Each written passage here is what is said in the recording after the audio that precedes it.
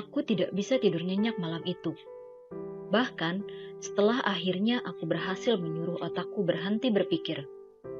Deru hujan dan embusan angin yang terus-menerus di atap rumah mengusik ketenanganku. Kututupi kepala dengan selimut, dan kutambahi juga dengan bantal. Tapi aku tetap tidak bisa tidur sampai lewat tengah malam, ketika hujan akhirnya mereda menjadi gerimis.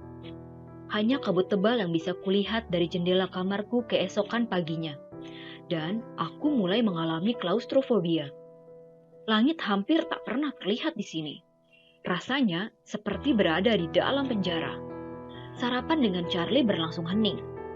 Ia mendoakanku keberuntungan untuk hari pertama di sekolah. Aku mengucapkan terima kasih, tahu bahwa harapannya itu sia-sia. Keberuntungan cenderung menghindariku.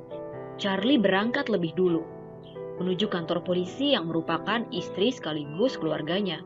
Setelah ia berangkat, aku duduk di meja kayu ek tua persegi, di salah satu dari 3 kursi yang berlainan bentuk, memandangi dapur yang familiar dengan dinding-dinding berpanel gelap, rak-rak dapur kuning cerah, dan lantai linoleum putih. Tak ada yang berubah. Ibuku sendiri yang mengecat rak-rak dapur itu 18 tahun lalu. Berusaha menghadirkan suasana ceria ke dalam rumah. Di atas perapian, di ruang keluarga yang bersebelahan dengan dapur dan berukuran mungil tampak sederet foto. Pertama, foto pernikahan Charlie dengan Mom di Las Vegas. Lalu foto kami bertiga di rumah sakit setelah aku lahir. Dipotret dengan bantuan seorang perawat. Diikuti prosesi foto-foto sekolahku sampai tahun ini. Itu foto-foto memalukan. Potongan rambut yang jelek, kawat gigi, wajah yang akhirnya bersih dari jerawat. Aku harus berusaha meminta Charlie agar memajang foto-foto itu di tempat lain saja. Tidaknya selama aku tinggal di sini. Mustahil berada di rumah ini dan tidak menyadari bahwa Charlie tidak pernah bisa melupakan Mom. Itu membuatku kikuk. Aku tidak mau datang terlalu pagi ke sekolah. Tapi aku juga tidak tahan berlama-lama lagi di rumah. Kupakai jaketku, berbahan plastik, tebal, kedap air seperti baju biohazard. Lalu melangkah ke bawah hujan. Hujan masih terus turun, meski tidak cukup deras hingga membuatku basah kuyup saat aku meraih kunci rumah yang selalu tersembunyi di bawah lis atap dekat pintu, lalu menguncinya. Bunyi cipratan air di sepatu botku yang kedap air terdengar aneh. Aku merindukan bunyi gesekan kerikil yang terasa normal di telinga saat aku berjalan. Di dalam pick-up, kering dan menyenangkan. Jelas, Bonnie atau Charlie sudah membersihkannya. Tapi, penutup joknya yang berwarna coklat samar-samar masih berbau tembakau, bensin, dan peppermint. Mesin pick-up menyala dengan mudah. Itu sungguh melegakan. Tetapi, suara mesinnya keras, meraung kencang, dan kemudian menderum kuat. Well, pick-up setua ini pasti punya kekurangan. Radionya yang antik masih berfungsi. Bonus yang tak terduga sama sekali. Tidak sulit menemukan SMA Firks. Seperti kebanyakan bangunan lain, letaknya persis di pinggir jalan besar. Awalnya tidak jelas itu bangunan sekolah. Aku tahu setelah melihat papan namanya yang bertuliskan SMA Firks. Kelihatannya seperti sekumpulan rumah yang senada, terbuat dari bata berwarna merah marun. Ada begitu banyak pepohonan dan semak, hingga awalnya aku tidak bisa melihat ukuran bangunan itu. Kenapa aku tidak merasakan suasana sekolah ya? Pikirku. Di mana pagar kawat dan detektor logamnya? Aku memarkir mobil di dekat bangunan pertama. Di sana ada papan kecil di atas pintunya bertuliskan front office. Tidak ada mobil lain diparkir di sana. Jadi, aku yakin di sana area dilarang parkir. Tapi aku memutuskan untuk mendapatkan petunjuk di dalam gedung itu, daripada berjalan berkeliling di tengah hujan seperti orang bodoh. Di dalam, cahaya lampu terang dan suasananya lebih hangat daripada yang kuharapkan. Kantornya kecil. Ada area ruang tunggu mungil dengan kursi-kursi lipat berbantalan, karpet bebercak oranye, dan kertas-kertas pengumuman serta piagam penghargaan yang memenuhi dinding, juga jam dinding yang berdetak nyaring. Tanaman bertebaran di mana-mana dalam pot-pot plastik besar, seolah-olah di luar sana belum cukup penghijauan. Ruangan itu dibagi dua oleh sebuah meja konter panjang yang di atasnya dipenuhi keranjang-keranjang kawat penuh kertas serta selebaran berwarna-warni cerah yang ditempelkan di bagian depan. Ada 3 meja di balik konter. Seorang lelaki tambun berkepala botak dan berkacamata duduk di salah satunya. Ia mengenakan t-shirt, dan aku langsung merasa pakaianku berlebihan untuk cuaca saat ini. Lelaki botak itu mendongak. "Ada yang bisa saya bantu?" "Namaku Bo Swan." Aku memberitahu, dan melihat kilatan di mata lelaki itu bahwa ia mengenaliku. Kehadiranku sudah ditunggu-tunggu. Sudah menjadi bahan gosip. Anak si kepala polisi, yang jiwa ibunya tidak stabil itu akhirnya pulang juga. Tentu saja, ujar lelaki itu. Ia mencari-cari di tumpukan kertas tinggi yang nyaris ambruk di mejanya hingga menemukan apa yang dicarinya. "Ini jadwal pelajaranmu, Beaufort, dan juga peta sekolah." Ia membawa beberapa lembar kertas ke atas konter untuk menunjukkannya padaku. "Panggil aku Bo saja, please." "Oh, tentu, Bo." Ia menerangkan tentang kelas-kelasku, mewarnai rute terbaik ke setiap kelas di petaku, dan memberiku slip yang harus ditandatangani oleh setiap guru dan yang harus kukembalikan pada lelaki tambun itu saat pulang sekolah nanti. Ia tersenyum padaku dan, seperti Charlie, mendoakan agar aku senang tinggal di Forks. Aku membalas senyumnya dengan semeyakinkan mungkin.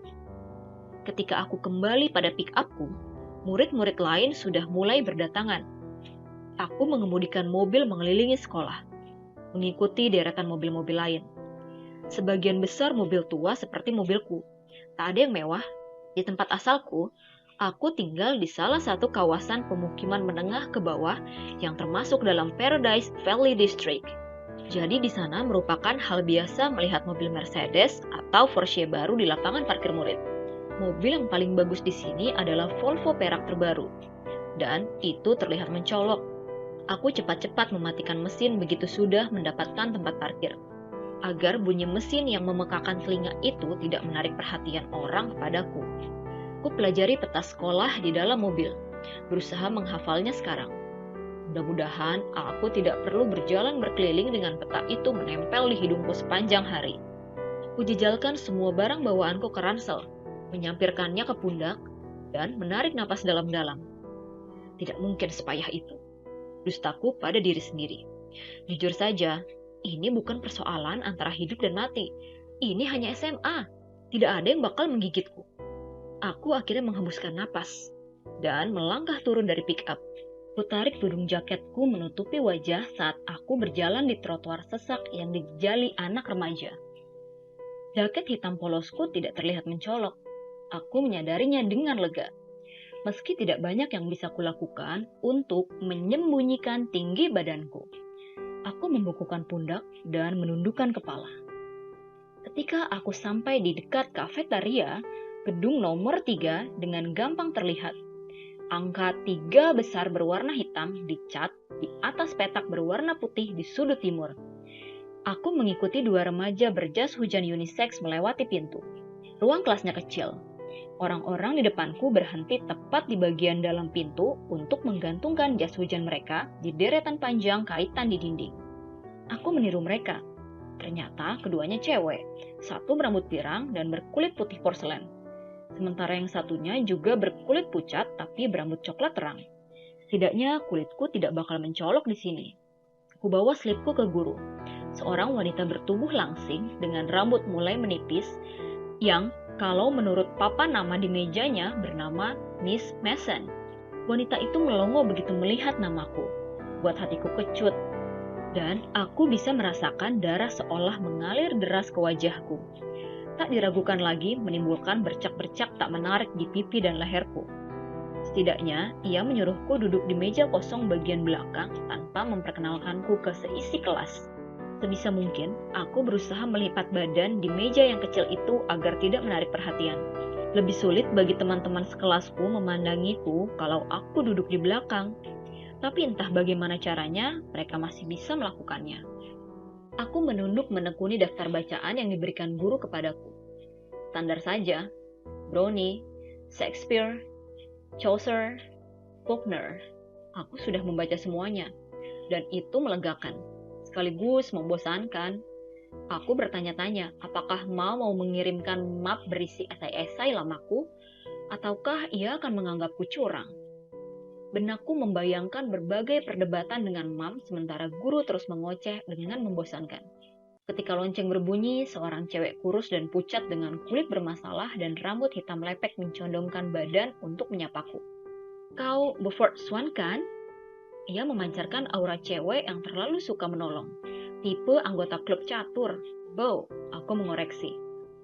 Semua orang yang berada dalam radius 3 kursi di dekatku menoleh dan memandangiku. "Kelas berikutmu apa?" tanyanya. Aku harus mengecek jadwal di dalam tasku.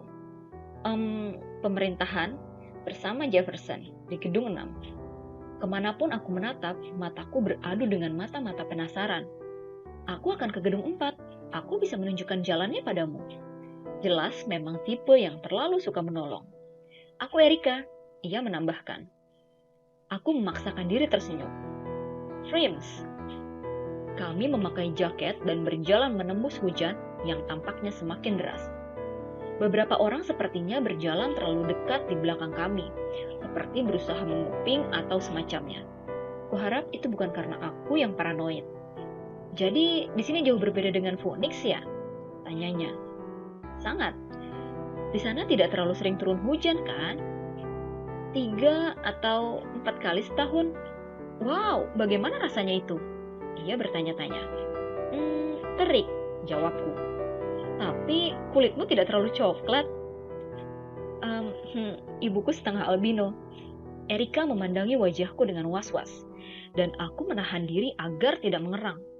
Rupanya ia bukan tipe yang bisa diajak bercanda. Kalau beberapa bulan begini terus, bisa-bisa aku lupa cara bersikap sinis.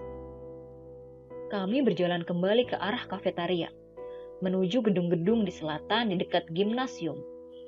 Erika mengikutiku sampai ke pintu, walaupun nomor gedungnya jelas-jelas terpasang di dinding. "Well, semoga beruntung," ujarnya begitu tanganku meraih gagang pintu. "Mungkin kita bisa bertemu lagi di kelas-kelas lain." Ia terdengar berharap. Aku tersenyum kepadanya. Mudah-mudahan senyumku tidak terkesan mengundang, lalu masuk ke gedung. Sisa pagi berjalan kurang lebih lama. Guru trigonometriku, Miss Farner, yang langsung tidak kusukai karena mata pelajaran yang ia ajarkan, satu-satunya guru yang menyuruhku berdiri di depan kelas dan memperkenalkan diri. Aku terbata-bata, wajahku merah padam, dan kakiku tersandung sepatu botku sendiri saat berjalan kembali ke kursi. Setelah mengikuti 2 kelas, aku mulai mengenali beberapa wajah di setiap kelas. Selalu ada murid yang lebih berani daripada yang lain, yang akan memperkenalkan dirinya padaku dan menanyakan apakah aku senang tinggal di Forks. Aku berusaha bersikap diplomatis, tapi aku lebih sering berbohong. Setidaknya aku jadi tidak membutuhkan peta. Di setiap kelas, guru mulai memanggilku dengan nama Beaufort. Meski aku langsung mengoreksinya, rasanya tetap menjengkelkan. Dibutuhkan waktu bertahun-tahun sampai semua orang berhenti memanggilku Beaufort. "Terima kasih banyak, kakek, karena meninggal hanya beberapa bulan sebelum aku lahir, dan membuat Mam merasa wajib menghormatimu dengan menamaiku dengan nama kakek. Tak seorang pun di tempat asalku masih ingat Beau sebenarnya hanya nama panggilan. Sekarang, aku harus mulai dari awal lagi." Seorang cowok duduk di sebelahku di kelas trigonometri dan bahasa Spanyol. Ia berjalan bersamaku ke kafetaria untuk makan siang bersama. Tubuhnya pendek, tidak sampai sebahuku, tapi rambut keritingnya yang menjulang membuatnya terlihat lebih tinggi. Aku tidak ingat siapa namanya, jadi aku hanya tersenyum dan mengangguk sementara ia mengoceh tentang para guru dan kelas-kelas. Aku tidak berusaha mendengarkannya. Kami duduk di ujung meja yang dipenuhi beberapa temannya, dan ia memperkenalkan mereka padaku. Rupanya, murid-murid di sini cukup beretika. Aku langsung lupa nama-nama mereka begitu mereka menyebutkannya. Mereka sepertinya menganggap cowok itu keren karena mengajakku makan siang. Cewek dari kelas bahasa Inggris, Erika, melambaikan tangan padaku dari seberang ruangan, dan mereka semua tertawa. Belum-belum aku sudah jadi bahan tertawaan. Mungkin ini rekor baru bagiku, Tapi sepertinya mereka tidak bermaksud jahat. Di sanalah saat aku duduk di kafetaria, berusaha mengobrol dengan 7 orang asing yang penasaran, aku pertama kali melihat mereka. Mereka duduk di sudut kafetaria, sangat jauh dari tempatku duduk di ruangan panjang itu. Mereka berlima. Mereka tidak mengobrol dan juga tidak makan. Meski ada nampan berisi makanan di hadapan masing-masing. Mereka tidak ternganga memandangiku, seperti kebanyakan murid lain. Jadi aku aman-aman saja memandangi mereka. Hanya saja, bukan hal itu yang menarik perhatianku. Mereka kelihatan berbeda.